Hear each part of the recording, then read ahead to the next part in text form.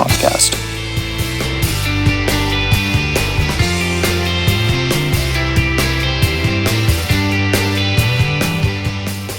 On this episode of the Boston Celtics Fan Zone podcast, we will be discussing the tragedy that was the first game of the Celtics vs. Knicks series, and also taking a look at what we can do to be more successful throughout the rest of this series.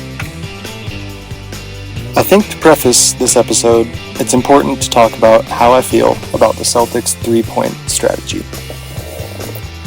Now, if you've ever listened to Coach Mazzulla in the past, especially after games like this where we fail miserably, you will know that he is a big believer in the law of percentages, which means if we shoot a better three-point percentage than, the team we were going against over a 7-game series, that living and dying by the three is the way to go. Eventually, the percentages will come to light and we will outshoot them, outscore them, and eventually win enough games to win that series. Now, in the past, I think this has worked pretty well, and while I do agree with this, I just think in this particular scenario, we have gone too far with it.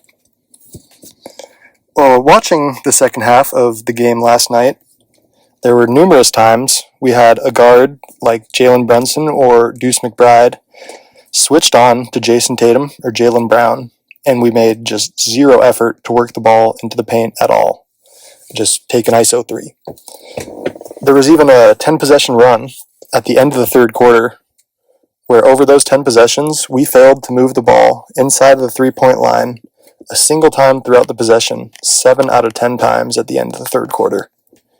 You don't have to be a basketball genius to know how much easier you are making it on the defense, the Knicks defense, by doing that. You don't make them, work hard. There's no effort in just sitting there staring at your guy on the three-point line. You don't make them put themselves in a position to foul. It's just easy basketball for them. Now, in the first half, we did a good job of this. We seemed to put a big emphasis on exploiting switches because they will switch a lot of our screens and getting their star players into foul trouble. This worked very well. At the end of the first half, we had Jalen Brunson, Cat, Karl-Anthony Towns, and Josh Hart. They all had 3 fouls. We were in a great position. Now, despite this, going into the second half and throughout the second half, we settled for easy threes time after time without testing the defense or putting any of those 3 guys or others in a position to foul and get themselves in foul trouble. Now, especially with a guy like Jalen Brunson, when we get that opportunity to have him mismatched with either Jason Tatum or Jaylen Brown, we have to, make him work, drive that ball into the paint, where we'll either get an easy bucket where we can use the size over him and just put it in the hoop, or if they want to prevent that, the defense will have to collapse, and we are able to kick it out for an easy 3 and get much easier looks.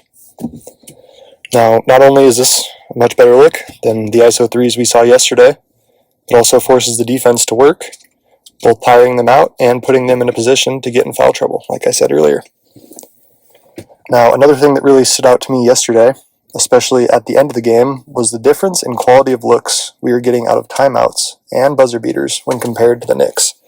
Those, important plays where you want to have a look drawn up or a play that you can call and get an easy look. So we saw at the end of regulation, there was about, 6 seconds left on the clock, and the Knicks had the ball, and it was tied up. And they just ran one of the most beautiful actions I've seen in a long time. They gave the ball to Cat, with Brunson inbounding, ran Brunson right by him on a fake handoff, where we doubled up on Cat to prevent that, which left Brunson wide open for a floater at the hoop. And, frankly, we're just very lucky that he missed that. That's usually a guaranteed 10 out of 10 times bucket for Jalen Brunson. And you could see it on his face after. He was just smiling in disbelief. Couldn't believe he'd missed that shot. But since he'd missed that shot, we got put in a very, great situation. We had 0.6 seconds left on the clock, which isn't a whole lot, but it's enough to win the game. And that puts us in a position to either take a really quick catch-and-shoot 3 or 2, or even just an alley-oop real quick. Instead, for some reason, we run some funky play that not a lot of guys are moving around, just more sitting around, and we try to get the ball to Jason Tatum, who is in the corner, not only double-teamed, but also facing completely away from the basket. So he has no time to turn around and get that shot off. So we don't even get a shot up.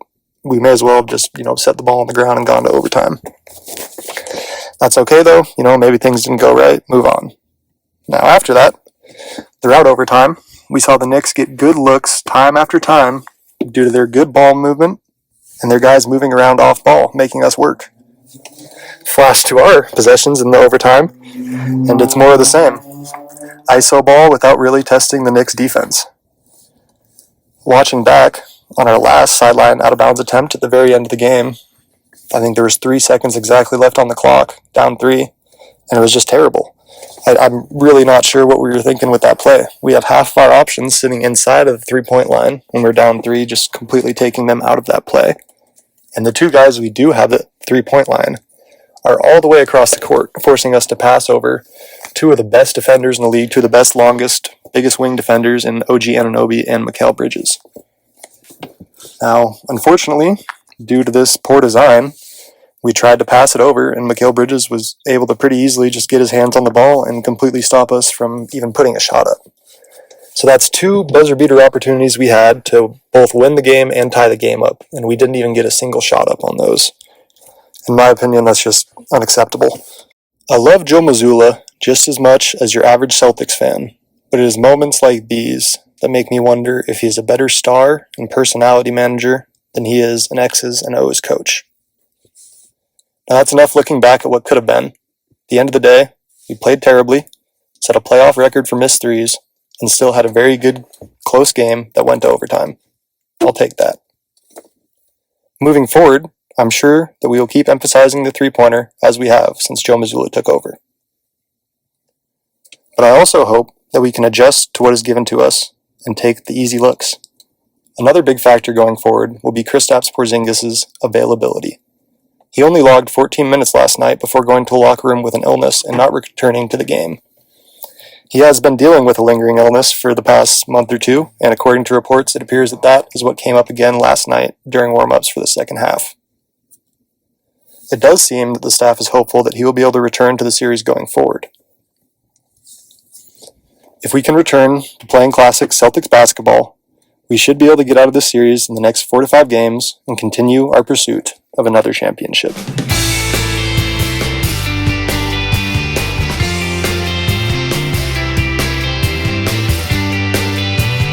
Keep an eye out for the next episode of the Boston Celtics Fan Zone, and in the meantime, check out our website at bostoncelticsfanzone.com, and remember to like and leave a review on our podcast.